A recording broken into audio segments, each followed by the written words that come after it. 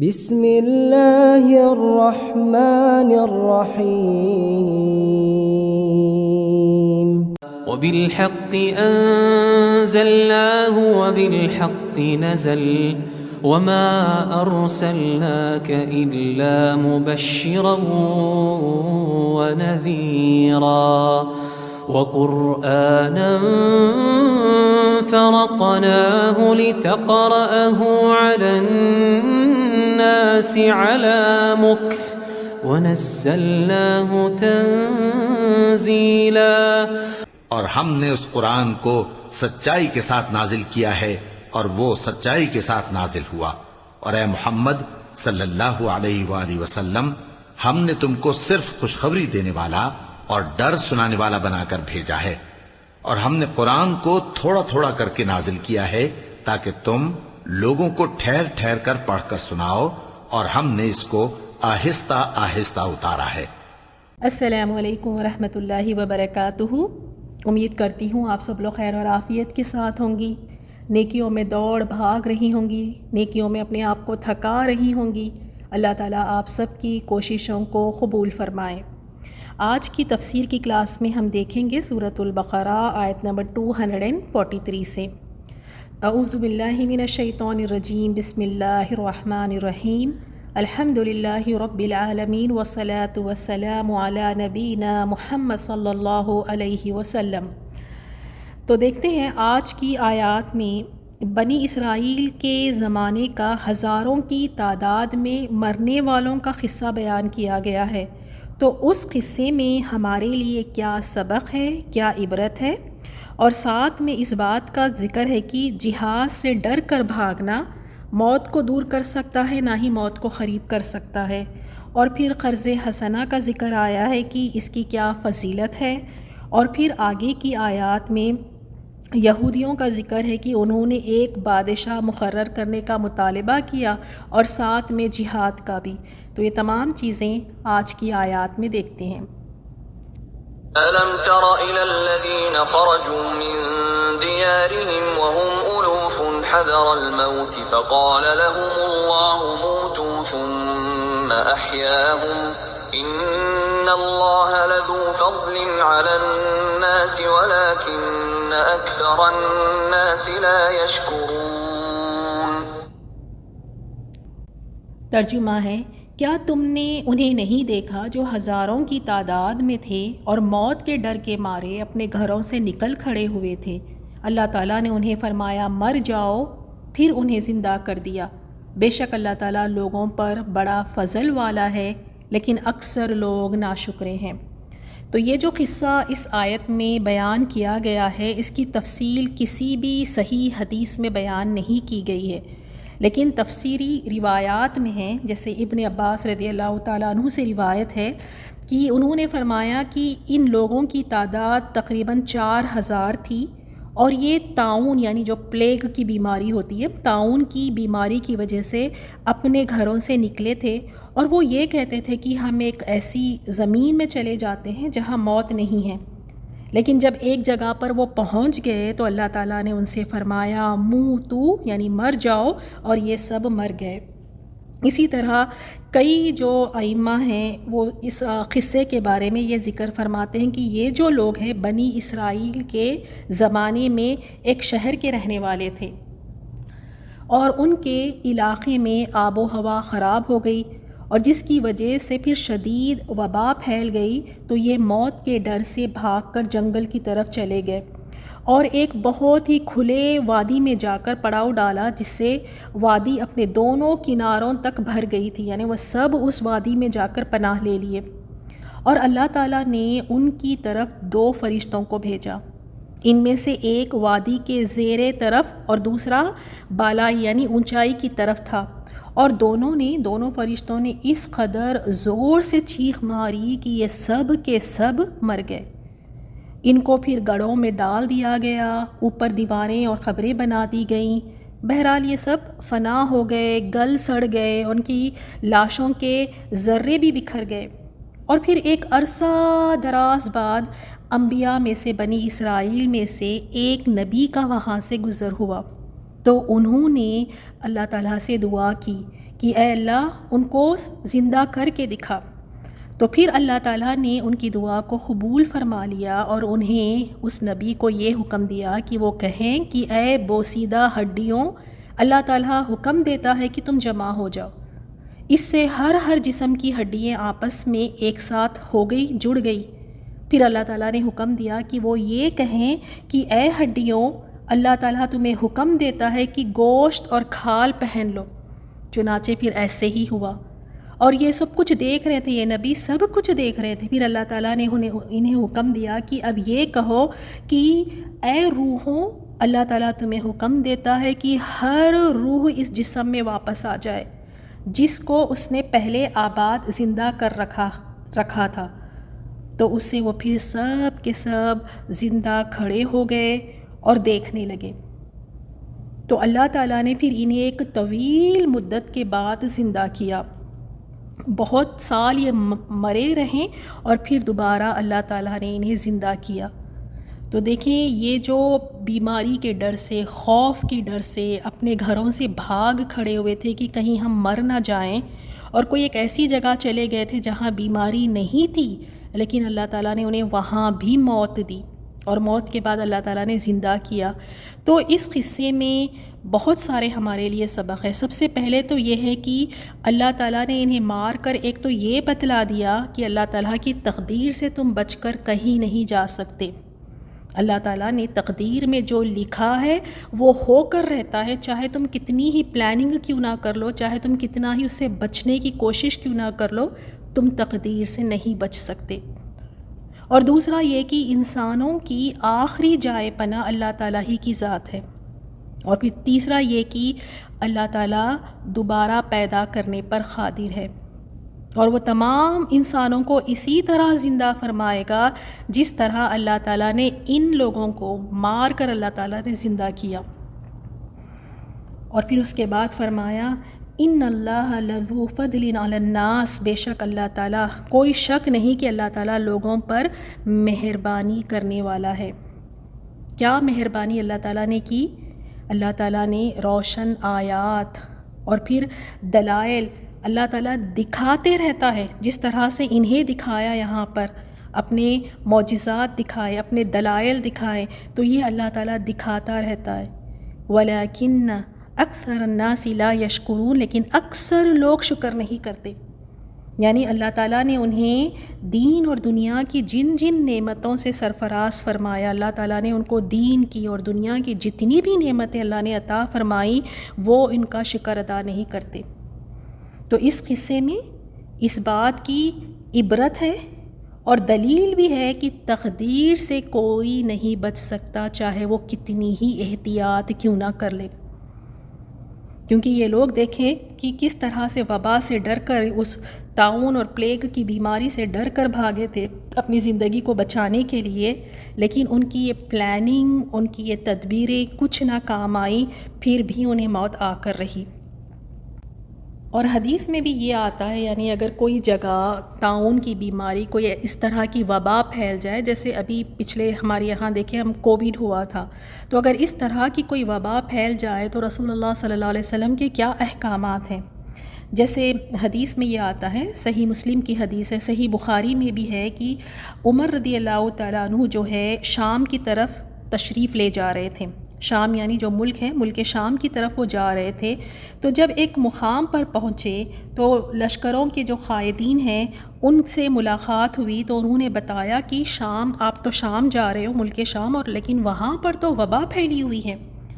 اور پھر اتنے میں وہاں پر عبد الرحمن بن عوف رضی اللہ تعالیٰ عنہ آ گئے، جو کسی کام کے لیے گئے ہوئے تھے۔ تو انہوں نے فرمایا کہ میں اس سلسلے میں مجھے علم ہے، مجھے پتہ ہے، رسول اللہ صلی اللہ علیہ وسلم سے میں نے سنا ہے کہ جب کسی زمین میں وبا پھیلی، اگر پھیلی ہو وہاں پر وبا، تو تم وہاں موجود ہو تو اس سے فرار اختیار کرتے ہوئے وہاں سے نہ نکلو، اور اگر کسی زمین کے بارے میں تم یہ سنو کہ وہاں وبا پھیلی ہوئی ہے تو وہاں نہ جاؤ۔ تو پھر یہ سننے کے بعد عمر رضی اللہ تعالیٰ عنہ نے اللہ تعالیٰ کا شکر ادا کیا، اللہ تعالیٰ کی حمد و ثنا بیان کی، اور پھر وہ واپس تشریف لے آئے۔ تو کیا حکم ہے کہ کوئی ایسی جگہ جہاں وبا پھیلی ہوئی ہو تو وہاں نہیں جانا چاہیے، اور جہاں وبا پھیلی ہوئی ہے وہاں کے لوگ بھی نکل کر باہر نہیں جائیں، وہ وہیں پر رہیں۔ یہ ہمیں دین کی تعلیمات یعنی حدیث سے ہمیں یہ پتہ چلتا ہے۔ اب اس کی اگلی آیت میں جہاد کا ذکر ہے، فرمایا وَقَاتِلُوا فِي سَبِيلِ اللَّهِ وَاعْلَمُوا أَنَّ اللَّهَ سَمِيعٌ عَلِيمٌ۔ اور تم اے مسلمانوں اللہ کی راہ میں جہاد کرو اور جان رکھو کہ سب کچھ اللہ تعالیٰ سنتا اور سب کچھ جانتا ہے۔ یعنی اس آیت میں اللہ تعالیٰ نے یہ فرمایا جس طرح کوئی تدبیر، کوئی تمہاری پلاننگ تقدیر سے نہیں بچا سکتی، اسی طرح جہاد سے بھاگنا، جہاد سے بچنا موت کو قریب یا دور نہیں کر سکتا، بلکہ کیا ہے کہ انسان کی عمر ہے، اس کی جو زندگی ہے، اس کا رزق ہے، اللہ تعالیٰ نے سب طے کر دیا ہے، سب مقرر اور طے شدہ ہے۔ اب اس میں کوئی کمی بیشی نہیں ہو سکتی۔ جیسے آل عمران میں اللہ تعالیٰ نے فرمایا یہ وہی لوگ ہیں جو خود تو جنگ سے بچ کر پیچھے بیٹھے رہ گئے، مگر جنہوں نے اللہ تعالیٰ کی راہ میں جانیں قربان کر دیں، اپنے ان بھائیوں کے بارے میں کہنے لگے اگر ہمارا کہا مانتے تو قتل نہ ہوتے، کہہ دیں اگر سچے ہو تو اپنے اوپر موت کو ٹال دو۔ یعنی اس آیت میں کیا بیان فرمایا گیا کہ وہ لوگ جو جنگ میں نہیں گئے، جہاد پر نہیں گئے، اور جو جہاد میں شہید ہو گئے، ان کے بارے میں کیا کہہ رہے تھے کہ اگر یہ نہیں جاتے، ہمارے ساتھ یہیں بیٹھے رہتے، جنگ میں نہیں جاتے، تو آج یہ بھی ہماری طرح زندہ ہوتے، ہماری طرح یہ بچ جاتے۔ اسی طرح سورہ نساء میں بھی اللہ تعالیٰ نے فرمایا اور وہ کہنے لگے کہ اے اللہ تو نے ہم پر جہاد جلد کیوں فرض کر دیا، تھوڑی مدت اور ہمیں کیوں مہلت نہ دی؟ اے پیغمبر ان سے کہہ دیں کہ دنیا کا فائدہ بہت تھوڑا ہے اور بہت اچھی چیز تو پرہیزگاروں کے لیے آخرت ہے، اور تم پر کھجور کی گٹلی کے دھاگے کے برابر بھی ظلم نہیں کیا جائے گا۔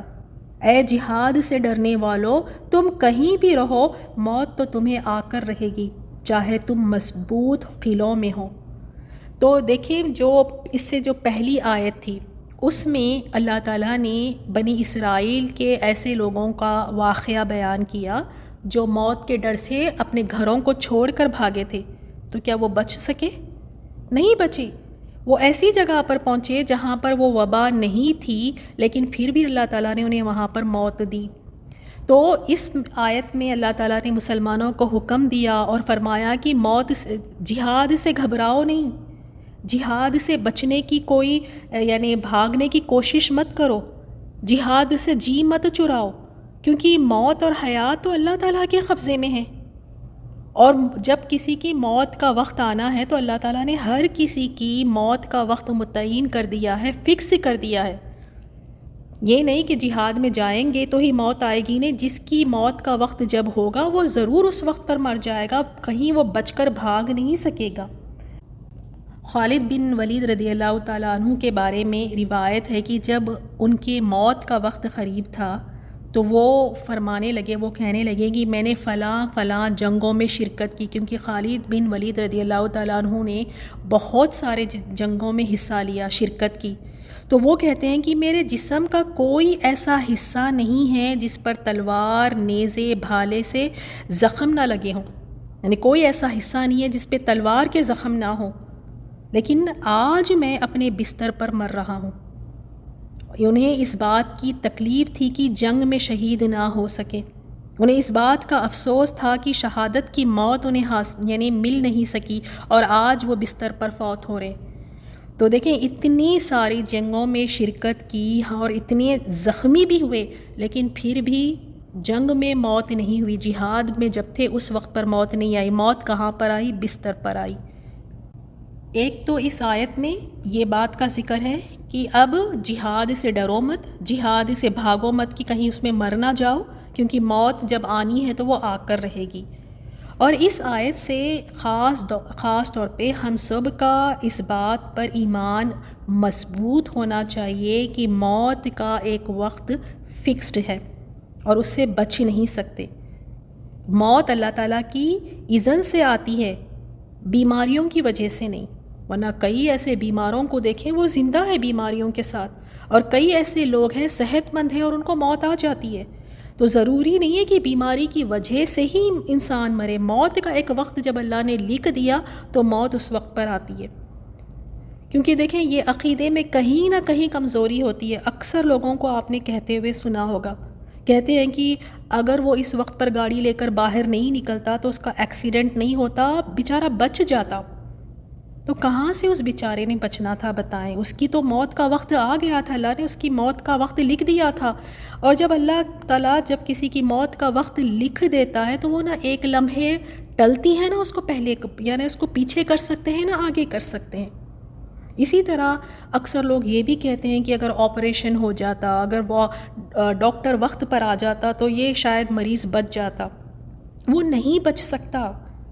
جب موت کا وقت آ جائے تو آپ سارے جہان سے ڈاکٹروں کی بیسٹ ٹیم بلا لیجئے اور سب ڈاکٹرز مل کر ایڑی چوٹی کا زور لگا لیں، پھر بھی وہ اس مریض کو نہیں بچا سکیں گے، کیونکہ اس کا وقت ہی نہیں ہے، اس کا زندگی کی مہلت ہے ہی نہیں اس کے پاس۔ اللہ نے اس کا ٹائم فکس کر دیا، اس کی موت کا وقت ہے۔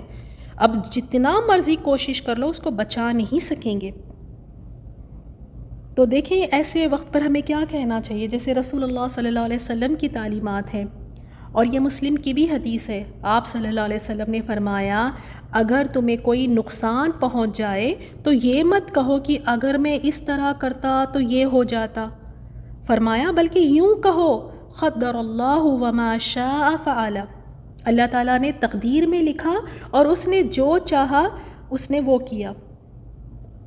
کیونکہ اگر کا لفظ جو ہے نا شیطان کے کام شروع کر دیتا ہے، تو اسی لیے کبھی بھی اگر مگر نہ کہا کریں۔ اگر ایسے کر لیتے تو شاید یہ نہ ہوتا، اگر ویسے کر لیتے تو شاید وہ نہ ہوتا۔ تو یہ اگر مگر کہنے کے بجائے کیا کہنا ہے؟ قدر اللہ وما شاء فعل۔ اور پھر اس آیت سے ہمارے لیے جو سبق ہے وہ یہ ہے کہ اب نہ یہ آیت سے یہ پتہ چل گیا، ایمان ہمارا مضبوط ہو گیا کہ کوئی نہ موت سے بچ سکتا ہے نہ بھاگ سکتا ہے، وہ چاہے کتنی ہی تدبیریں، کتنی ہی احتیاط، کتنی ہی پلاننگ کیوں نہ کر لیں، جب اس کا وقت آ گیا ہے موت کا تو وہ بچ نہیں سکتا۔ تو پھر کرے تو کیا کرے؟ کیونکہ موت سے تو ہر کوئی ڈرتے ہیں، تو کرے تو کیا کرے؟ نہ بچ سکتے ہیں نہ بھاگ سکتے ہیں۔ تو بہتر یہ ہے کہ پھر اس کی تیاری ہی کی جائے، پھر اس کی تیاری ہی کر لیں، تاکہ پھر جب موت کا وقت آئے تو وہ موت کا وقت اس کے لیے فرشتے اس کے لیے خوشخبریاں لے کر آئیں، اس کو تسلیے دیں کہ رنج نہ کرو، غم نہ کرو، اس کے لیے جنت کے کفن لے کر آئے، اسے جنت کی خوشخبری دیں، اور پھر اس کی روح آسانی سے نکلے۔ تو یہ ہم کر سکتے ہیں کہ اپنی موت کی تیاری ہم کریں۔ موت جب آنی ہے آ کر رہے گی۔ ایک عقل مند مومن اپنی موت کی تیاری کرتا ہے، اور یہ ڈر نکال دیں کہ شاید یہ کروں گی تو مر جاؤں گی، شاید یہ بیماری مجھے ہے تو اس سے مجھے موت آ جائے گی۔ نہیں، بیماریوں سے کوئی نہیں مرتا۔ آپ خود دیکھ سکتی ہیں کہ کیسے کیسے لوگ بیمار ہیں، سالوں سال سے بیمار ہیں، لیکن اللہ نے انہیں حیات دی۔ کئی ایسے لوگ ہیں جو کوئی بیماری نہیں انہیں، بس ایک ٹھسکے سے یا بس کوئی ایک چھوٹی سی چیز سے یا سوتے ہیں تو پھر صبح اٹھ نہیں پاتے، ہٹے کٹے لوگ، صحت مند لوگ فوت ہو جاتے ہیں۔ اور کئی ایسے لوگوں کو بھی آپ نے دیکھا کہ بوڑھے ہیں، ضعیف ہیں، بستر پر پڑے ہوئے ہیں، سالوں سال سے پڑے ہوئے ہیں، لیکن پھر بھی انہیں موت نہیں آ رہی۔ بیماریاں ہیں، ضعیفی ہے، کمزوری ہے، بستر پر پڑے ہوئے ہیں، پھر بھی انہیں موت نہیں آ رہی۔ تو موت کا وقت اللہ تعالیٰ نے لکھ دیا ہے، جب وہ موت کا وقت آئے گا تو وہ ایک گھڑی ٹل نہیں سکتا۔ اللہ تعالیٰ ہم سب کو موت کی تیاری کرنے والا بنا دے، ہم سب کا خاتمہ بالخیر فرمائے۔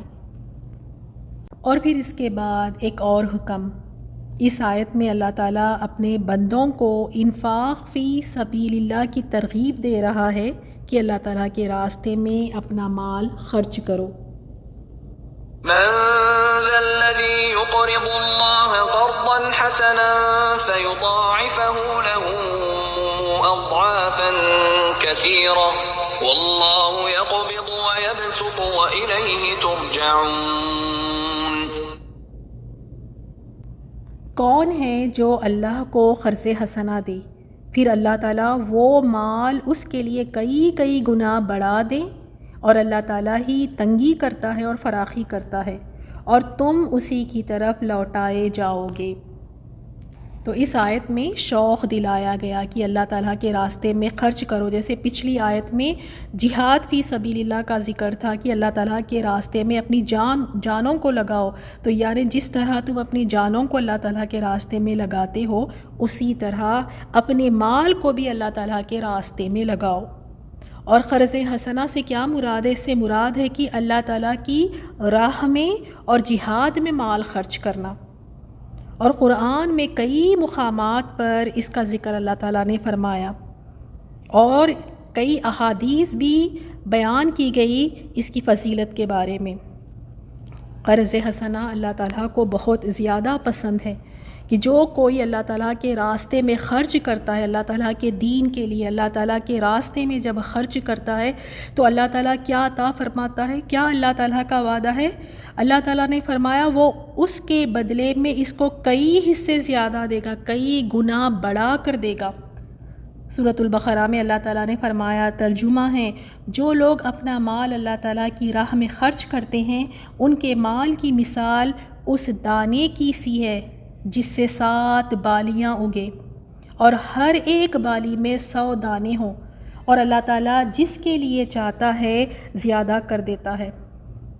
تو اس سے کیا پتہ چلا کہ اللہ تعالیٰ کی راہ میں جب مال خرچ کرتے ہیں تو اس سے مال کم نہیں ہوتا، اللہ تعالیٰ کئی گنا اس میں اضافہ فرماتا ہے، کبھی ظاہری طور پر تو کبھی روحانی طور پر اللہ تعالیٰ اس میں برکت ڈال دیتا ہے، اور پھر آخرت میں تو یقیناً اس میں جو اضافہ ہوگا وہ حیران کن ہوگا، جس طرح اجر و ثواب سے اللہ تعالیٰ اس کو نوازے گا آخرت میں۔ اور پھر فرمایا، اور اللہ ہی روزی کو تنگ کرتا اور وہی اسے کشادہ کرتا ہے، یعنی خرچ کرو اور رزق کے کم ہونے کی پرواہ نہ کرو، کیونکہ اللہ تعالیٰ ہی رزق عطا فرماتا ہے، وہ اپنے بندوں میں سے جس کے لیے چاہے رزق کو تنگ کر دیتا ہے اور جس کے لیے چاہیے اس کی روزی کو اللہ تعالیٰ کشادہ کر دیتا ہے۔ تو یہ دونوں طریقے کیا ہے؟ یہ آزمائش، ان دونوں طریقوں سے اللہ تعالیٰ آزمائش کرتا ہے، کبھی رزق میں کمی کر کے تو کبھی رزق میں فراوانی کر کے، یہ ایک آزمائش ہے۔ اور یہ سب تمام چیزیں اللہ تعالیٰ کے اختیار میں ہیں، جس طرح زندگی اور موت اللہ تعالیٰ کے اختیار میں ہے، اللہ تعالیٰ کے قبضے میں ہے، اسی طرح روزی کو تنگ کر دینا یا اس کو کشادہ کر دینا یہ بھی اللہ تعالیٰ ہی کے اختیار میں ہے۔ تو اس سے مت ڈرو کہ اگر اللہ تعالیٰ کے راستے میں خرچ کر دیں گے تو کیا ہوگا، ہم کیسے جئیں گے، ہمارے بچوں کا کیا بنے گا، ہمارے فیوچر کا کیا ہوگا۔ مت ڈرو اس چیز سے، اللہ تعالیٰ رزق دینے والا ہے، جسے چاہے اللہ تعالیٰ رزق عطا فرماتا ہے، اور یہ اللہ تعالیٰ کا وعدہ ہے کہ کئی گنا بڑھا کر وہ عطا فرماتا ہے، دنیا میں بھی اور آخرت میں بھی۔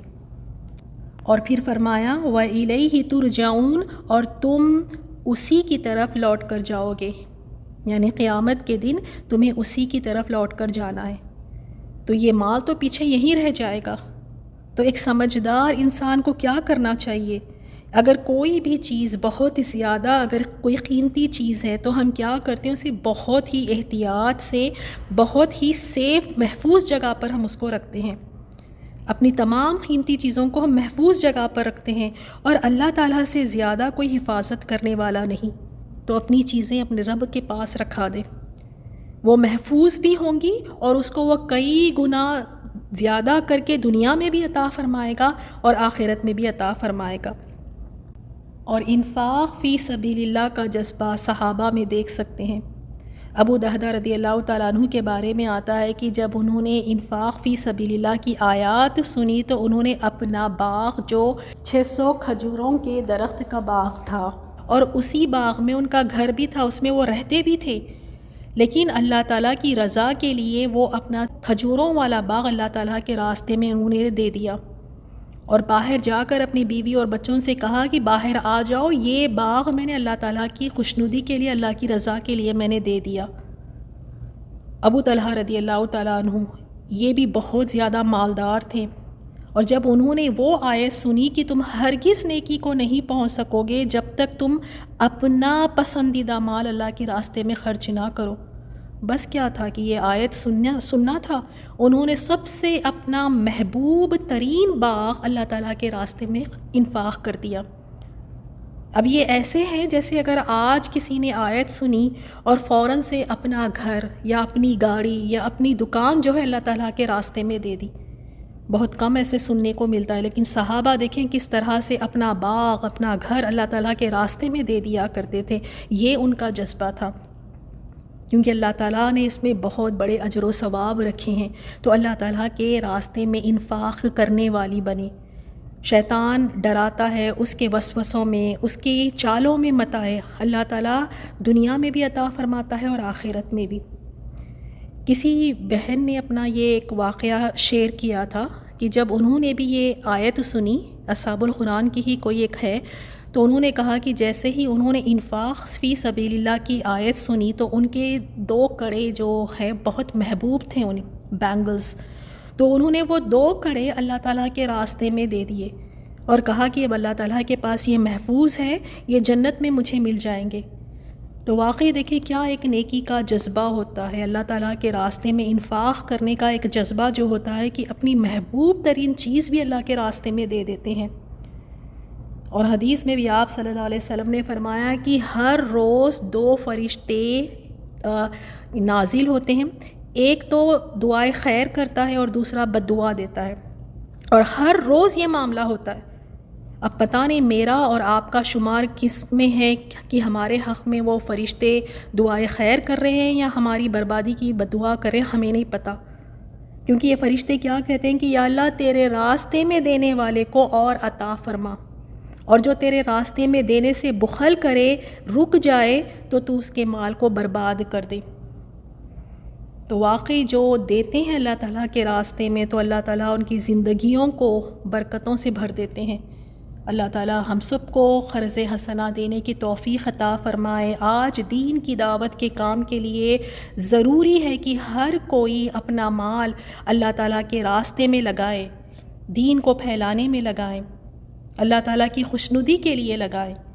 اللہ تعالیٰ ہم سب کو توفیق دے، مال کی محبت اللہ تعالیٰ ہمارے دلوں سے نکالے اور اس مال کو اللہ تعالیٰ کی رضا میں خرچ کرنے کی توفیق عطا فرمائے، آمین یا رب۔ أَلَمْ تَرَ إِلَى الْمَلَإِ مِنْ بَنِي إِسْرَائِيلَ مِنْ بَعْدِ مُوسَى إِذْ قَالُوا لِنَبِيٍّ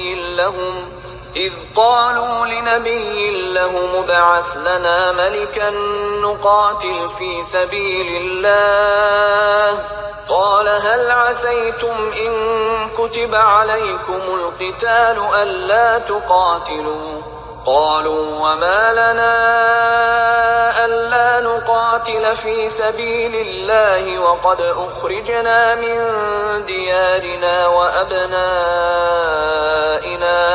فَلَمَّا كُتِبَ عَلَيْهِمُ الْقِتَالُ تَوَلَّوْا إِلَّا قَلِيلًا مِّنْهُمْ وَاللَّهُ عَلِيمٌ بِالظَّالِمِينَ۔ اے نبی، کیا آپ نے موسیٰ کے بعد بنی اسرائیل کی ایک جماعت نہیں دیکھی جب انہوں نے اپنے نبی سے کہا آپ ہمارے لیے ایک بادشاہ مقرر کر دیں تاکہ ہم اللہ تعالیٰ کی راہ میں لڑیں؟ اس نے کہا ممکن ہے اگر تم پر جہاد فرض کر دیا گیا تو تم جہاد نہ کرو۔ انہوں نے کہا آخر ہمیں کیا ہوا ہے کہ ہم اللہ تعالیٰ کی راہ میں نہ لڑیں جب کہ ہمیں اپنے گھروں اور اپنے بیٹوں سے نکال دیا گیا؟ پھر جب ان پر لڑنا فرض کر دیا گیا تو ان میں سے تھوڑے سے لوگوں کے سوا سب پھر گئے، اور اللہ تعالیٰ ظالموں کو خوب جانتا ہے۔ تو اس آیت کی تفسیر میں یہ ہے کہ تفسیر ابن کثیر اور مفسرین اس واقعے کو بیان کیے ہیں، جس کا خلاصہ یہ ہے کہ بنی اسرائیل میں موسیٰ علیہ السلام کے بعد یہ کچھ عرصے تک تو ٹھیک رہے، ان کا عقیدہ بالکل درست رہا، لیکن وقت کے ساتھ ساتھ ان کے عقیدے میں بگاڑ آ گیا، یہ انحراف کرنے لگے اور انہوں نے بدعات ایجاد کر لی۔ اس قدر ان کا عقیدہ خراب ہو چکا تھا کہ یہ بتوں کی پوجا تک انہوں نے شروع کر دی۔ انبیاء ان کو روکتے، ان کو سمجھاتے، لیکن یہ قوم بڑی ضدی اور ڈھیٹ قوم تھی، تو وہ نہ تو اللہ تعالیٰ کی سنتے تھے، نہ ہی انبیاء کی بات سنتے تھے۔ انبیاء کے روکنے کے باوجود بھی یہ اپنی نافرمانیوں سے اور اپنے شرک سے باز نہیں آئے، تو اس کے نتیجے پھر اللہ تعالیٰ نے ان کے اوپر دشمنوں کو مسلط کر دیا، اور وہ دشمن پھر ان سے ان کے علاقے بھی چھین لیے، ان کو وہاں سے نکال دیا اور ان کی ایک بڑی تعداد کو قیدی بنا لیا۔ اور پھر اللہ تعالیٰ نے ان میں نبوت کا جو سلسلہ تھا اس کو بھی کٹ کر دیا۔ پھر بالآخر بعض لوگ اللہ تعالیٰ سے دعائیں کی تو اللہ تعالیٰ نے پھر ان میں ایک نبی پیدا کیا۔ اب یہ نبی ان کو دعوت اور تبلیغ کا کام اس نے شروع کر دیا، انہیں دین کی طرف بلانا، توحید کا پیغام ان کو پہنچانا۔ تو اب یہ اس پیغمبر کے پاس آئے اور آ کر مطالبہ کیا کہ آپ ہمارے لیے ایک بادشاہ کو مقرر کر دیں۔ اس نبی سے کہہ رہے ہیں کہ آپ ہمارے لیے ایک بادشاہ کو مقرر کر دیں جس کی قیادت میں، جس کی لیڈرشپ میں ہم دشمنوں سے لڑیں۔ تو اس نبی نے ان سے کہا کہ ممکن ہے اللہ تعالیٰ جہاد فرض کر دے، جہاد فرض ہو جائے، بعد میں ایسا نہ ہو کہ تم جہاد نہ کرو۔ تو بڑے جوش میں آ کر کہنے لگے کہ بھلا ہم ایسے کیوں کریں گے، ہم پر تو اتنا ظلم ہوا، ہمیں اپنے گھروں سے نکالا گیا، ہمارے گھر بار اجڑ گئے، ہمیں اپنے بچوں سے دور کر دیا گیا، بھلا ہم کیوں نہیں جنگ کریں گے، ہم کیوں نہیں جہاد کریں گے، ہم تو تیار ہیں، ہم تو ضرور کریں گے۔ تو اللہ تعالیٰ نے فرمایا پھر جب ان پر جہاد فرض ہوا تو سوائے تھوڑے سے لوگوں کے سب پھر گئے، اور اللہ تعالیٰ ظالموں کو خوب جانتا ہے۔ تو انہوں نے خود مطالبہ کیا تھا جہاد کا کہ ہم لڑیں گے، اور جیسے ہی وہ چیز فرض کر دی گئی تو وہ پھر گئے، بس چند لوگوں کے علاوہ۔ تو اس واقعے میں ہم سب کے لیے بھی سبق ہے۔ اگر اس واقعے سے اگر ہم کچھ سیکھنا چاہیں تو دیکھیں ان کا کیا رویہ تھا۔ دعوے تو بڑے بڑے لیکن کیا کچھ نہیں۔ کہیں نہ کہیں آج ہمارا بھی یہی رویہ ہے کہ ہم شوق میں آ کر، جوش میں آ کر دین کے لیے، نیکیوں میں، یعنی ہم بڑے بڑے دعوے کر دیتے ہیں، لیکن جب عمل کی بات آتی ہے، جب کرنے کی بات آتی ہے تو پھر ہم کہیں نظر نہیں آتے، جب سارے بہانے ہمیں یاد آ جاتے ہیں۔ لیکن جب دعوے کرنا ہوتا ہے، جب شوق میں ہم ایسی بڑی بڑی باتیں کہہ دیتے ہیں کہ بس مجھے ایک موقع تو دے کر دیکھیں، اگر یہ موقع مجھے مل جائے تو پھر دیکھیں میں کیا کر کے دکھاتی ہوں۔ اس طرح بڑی بڑی ہم باتیں اور دعوے کر دیتے ہیں لیکن عمل کچھ نہیں۔ اسی طرح اگر اس آیت سے اگر ہم دیکھیں تو ایک ہمیں یہ بھی سیکھ ملتی ہے کہ اکثر لوگ دیکھیں نظر منت مان لیتے ہیں، جیسے اگر میری بیٹی کی شادی ہو جائے یا فلاں کو جاب مل جائے یا جو بھی ان کی جو حاجت ہوتی ہے اس کے لیے کوئی نہ کوئی ایک نظر یا منت مان لیتے ہیں، اور وہ بھی اتنی بڑی بڑی منتیں مان لیتے ہیں کہ جیسے 100 نوافل پڑھوں گی یا 3 یا 5 عمرے کروں گی یا 1 مہینے یا 2 مہینے کے لگاتار روزے رکھوں گی، تو اس طرح کی منت مان لیتے ہیں، اور پھر جب کرنے کا وقت آتا ہے تو اتنا ان کے لیے مشکل ہوتا ہے، پھر وہ علماؤں کے پاس جاتے ہیں اس کا حل ڈھونڈنے کے لیے کہ بھئی ہم نے فلاں چیز کے لیے یہ منت مانی تھی، اب ہم سے نہیں ہو پا رہا ہے۔ تو جوش میں آ کر ایک چیز کر لیتے ہیں، جوش میں آ کر، شوق میں آ کر، اور پھر بعد میں وہ چیز کرنا بہت مشکل ہو جاتا ہے۔ تو دیکھیں اس میں یہ ہے کہ ایک نظر ماننا واقعی عبادت ہے، اگر واقعی یعنی اللہ تعالیٰ کے لیے نظر مانی ہے، اچھی اور خیر کی نظر مانی ہے، منت مانی ہے، تو یہ عبادت ہے۔ اللہ تعالیٰ کے علاوہ کسی اور سے نظر ماننا یہ شرک ہے، لیکن یہ عمل مستحب اور محبوب نہیں ہے، یہ کوئی محبوب چیز نہیں ہے۔ اسی لیے آپ دیکھیں نبی کریم صلی اللہ علیہ وسلم نے کبھی کوئی منت یا کوئی نظر نہیں مانی، لیکن اگر کوئی شخص، کوئی انسان خیر اور بھلائی کی منت مان لیتا ہے تو اب اس کے اوپر واجب ہے، ضروری ہے کہ اس کو پورا کرے۔ تو اسی لیے کیا ہے کہ لوگ نظر تو مان لیتے ہیں، منت تو مان لیتے ہیں، لیکن پھر ان کے لیے کرنا مشکل ہو جاتا ہے، حالانکہ اللہ نے اس چیز کو ضروری نہیں قرار دیا کہ فلاں تمہارا کام ہو جائے تو تم اس کو کرو۔ اللہ تعالیٰ نے تو کوئی اس کے اوپر پابندی نہیں لگائی کہ لازمی ہم نے کرنا ہے۔ انسان کیا ہے، خود اپنے سے اپنے اوپر کئی چیزوں کو لازم کر لیتا ہے تو علماء یہ بھی کہتے ہیں کہ انسان کو چاہیے کہ کوئی ایسی چیز جو اللہ تعالیٰ نے آپ کو ضروری قرار نہیں دیا تو آپ بھی اس کو اپنے اوپر ضروری قرار نہ کر لیں، کیونکہ پھر بعد میں ہو سکتا ہے وہ چیز نہ ہو سکے، تو پھر کیا ہوگا کہ پھر اس میں مشکلات پیش آنے لگیں گی اور پھر ان کو سمجھ نہیں آئے گا کہ ہم کریں تو کیا کریں۔ تو اور دوسری چیز ہم نے یہ بھی سیکھی کہ جب کوئی بات کہیں تو اس کو پورا کریں۔ ایک تو جوش میں آ کے، شوق میں آ کے بڑی بڑی باتیں کر دیتے ہیں، لوگوں کے ساتھ کمٹمنٹ کر دیتے، اب لوگ ان کے بھروسے وہ کام شروع کر دیتے ہیں اور پیچھے سے ہٹ جاتے ہیں کہ نہیں ہو پا رہا ہے ہم سے، یا کوئی بہانہ بنا دیتے ہیں، لیکن ان کی اس لاپرواہی کی وجہ سے کتنا اس کام کے اوپر اثر ہوتا ہے انہیں نہیں پتہ یہ، اور اس کے کتنے نقصانات ہوتے ہیں اس کا احساس نہیں ہے۔ تو اگر کوئی چیز واقعی کہہ رہے ہیں تو سوچ سمجھ کر اس کو ہاں کہیں، اچھی طرح سے سوچ سمجھ کر کوئی چیز کا فیصلہ کر کے ہاں کہیں، یہ نہیں کہ ایک بچکانہ انداز کے بس شوق میں آ کر ہاں کہا پھر نہیں ہوا تو چھوڑ دیا، اس طرح کا رویہ صحیح نہیں ہے۔ اللہ تعالیٰ ہم سب کو دین میں استقامت عطا فرمائیں، اللہ تعالیٰ ہم سب کی نیتوں کو درست فرمائیں، جو ہم کہتے ہیں اللہ تعالیٰ ہمیں وہ کرنے والا بھی بنائیں، جو خیر کے اور بھلائی کے کاموں میں ہم جو دعوے کرتے ہیں اللہ تعالیٰ ان سب کو پورا کرنے کی توفیق بھی عطا فرمائیں، آمین یا رب۔ سبحانک اللہم و بحمدک، اشہد ان لا الہ الا انت، استغفرک و اتوب الیک۔ السلام علیکم ورحمۃ اللہ وبرکاتہ۔